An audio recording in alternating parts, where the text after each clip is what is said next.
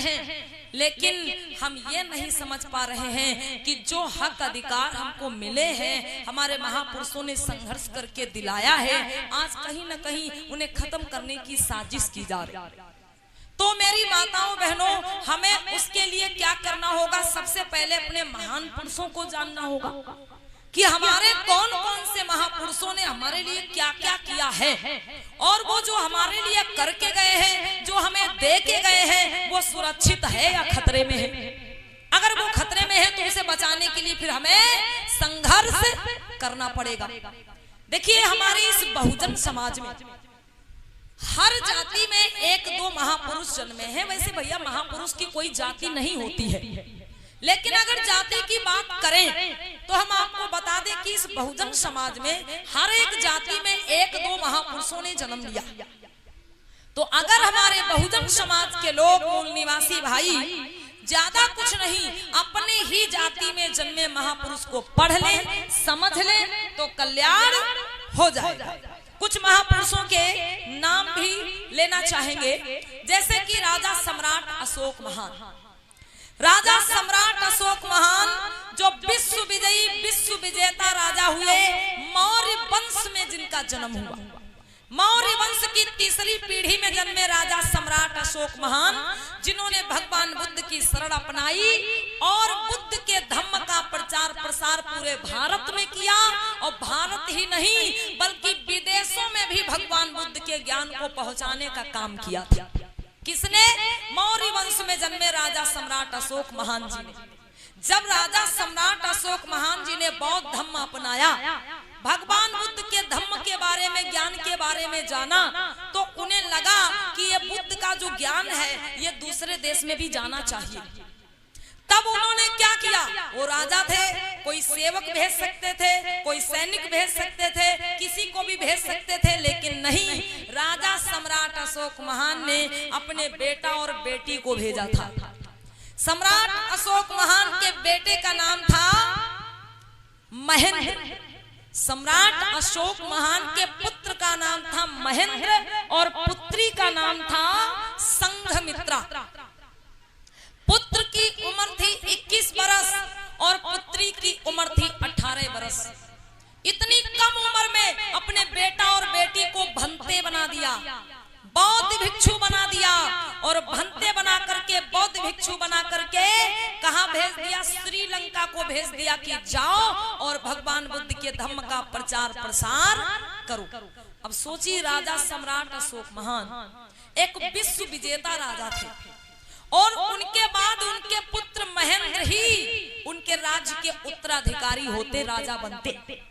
उनकी बेटी संघमित्रा जो एक विश्व विजेता राजा की पुत्री थी, एक राजकुमारी थी, अब वो जहां भी विवाह करके जाती वहां की रानी या महारानी कहलाती।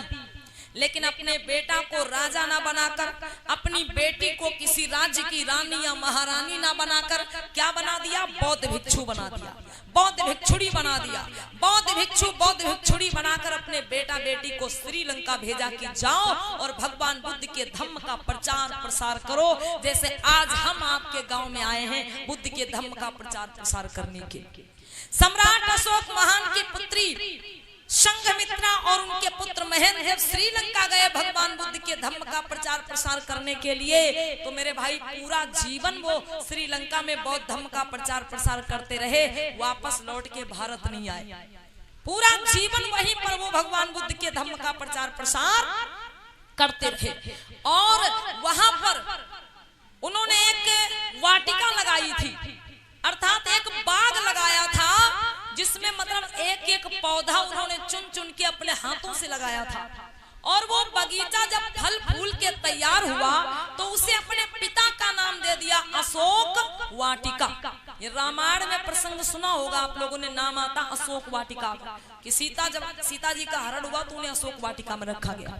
ये जो आप लोगों ने नाम सुना होगा अशोक वाटिका, ये किसी और की नहीं बल्कि सम्राट अशोक के पुत्र और पुत्री के द्वारा लगाई गई एक बगिया थी, जिसे उन्होंने अपने पिता का नाम दे दिया अशोक वाटिका, ताकि जब हम ना रहे तो हमारे ना रहने के बाद भी यहाँ पर हमारे पिताजी का नाम रहना चाहिए। तो प्यारे बंधुओं, ऐसे राजा हुए मौर्य राजा सम्राट अशोक महान, जिन्होंने बुद्ध के धम्म के प्रचार प्रसार के लिए अपने पुत्र और पुत्री का समझो बलिदान कर दिया। लेकिन आज हमारे मौर्य वंश के भाई लोग सोए बैठे हैं और अपना इतिहास ही नहीं जानते। उसी प्रकार से यादव समाज में एक महापुरुष हुए जिनका नाम है ललई सिंह यादव। पाल समाज में, गड़रिया समाज में एक महापुरुष हुए जिनका नाम है रामास्वामी नायकर। कुर्मी समाज में एक महापुरुष हुए जिनका नाम है छत्रपति साहू जी महाराज। ए बच्चों, कहां चले भैया? कहां से आ रहे दद्दा? कहां गए थे? लड्डू बैठ रहे होंगे उधर है। अभी यहीं पे झांकी देखना भैया, काहे परेशान हो? अभी झांकी देखना, परेशान मत हो। बोलिए भगवान बुद्ध की।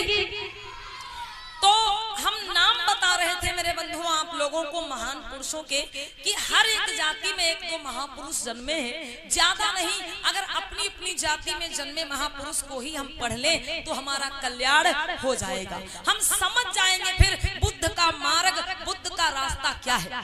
क्योंकि जितने भी हमारे महापुरुष हुए, हर महापुरुषों ने भगवान बुद्ध के मार्ग पर चल करके इस समाज को जगाया है और इस समाज को आगे बढ़ाने का काम किया है। बोलिए भगवान बुद्ध की।